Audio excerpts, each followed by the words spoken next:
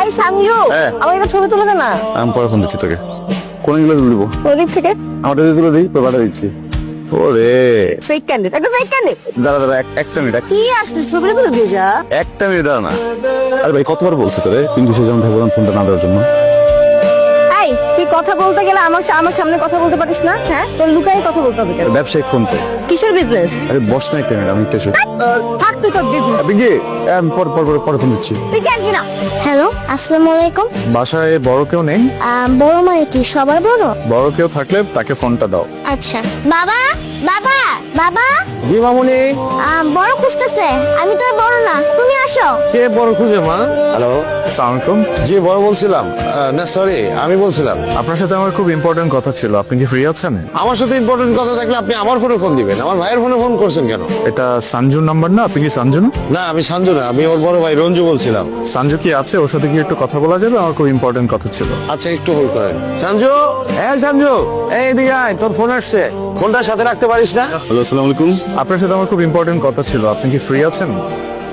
রং নাম্বারে ফোন করছেন ভাইয়া, রং নাম্বার। আপনি যাকে ফোন করেছেন আমি উনি না। Wrong number?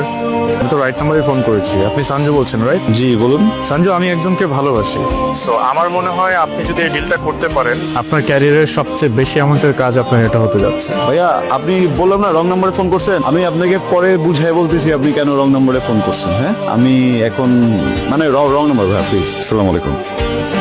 সঞ্জু, এই হাতের মধ্যে বড় হইলি, এইখানে পায়খানা করলি, এইখানে প্রস্রাব করলি, তুই আমার সামনে ভং ধরস, আমার বোঝাস উল্টা পাল্টা। অনেক শেয়ানা হয়ে গেছিস তাই না রে? শোন, যেদিন কট্টা খাবি সেই দিন টের পাবি, আর সেদিন কিন্তু এই ভাই উদ্ধার করবো। পিঙ্কি হয়েছে নাকি? সে এখন আবার কি করছে আমার একটু বলবি তো নাকি? তুই আমার সাথে কথাই বলিস না। কেন? তুই আগেই ভালো ছিল, আমাকে সময় দিতি। এই কাজটা শুরু করার পর থেকে এত ব্যস্ত যে আমাকে সময় দিস না। সঞ্জু, আমাদের রোমান্টিক জায়গাটা যদি ঠিক না থাকে তাহলে কিভাবে হবে? রিলেশনশিপ কিভাবে আগাবো? আরে ভাই সব কথা সত্যি বললে হবে না। শোন না, আমি কি কাজ করতে চাইছিলাম? আমি তো ফার্স্টে বলছিলাম আমি স্টুডেন্ট, আমি পড়ালেখা করি, তুই যখন সময় হবে তখন কাজ করবো না। তুই তো আমার জোর দিলি আমার কাজ করতে হবে, আমি কিছু একটা করতে হবে না, তোর বিয়ে হয়ে যেতেছে। এখন যখন আমি কাজ করতেছি এখন এমন করতেছিস কেন?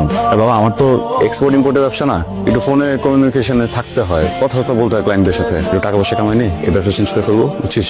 দুজন মিলে ইউটিউবে ফেসবুকে একটা চ্যানেল খুলে হাজবেন্ডকে ব্লক করবো না। দেখ আমার না ভালো লাগতেছে না, আমার মনে হচ্ছে তুই আবার একটা ঝামেলা পাকাবি। শোন, কোনো যদি ঝামেলা হয় তোরে মুক্ত দিয়ে আমি চলে যাবো বুঝছিস? পাত্তা দে।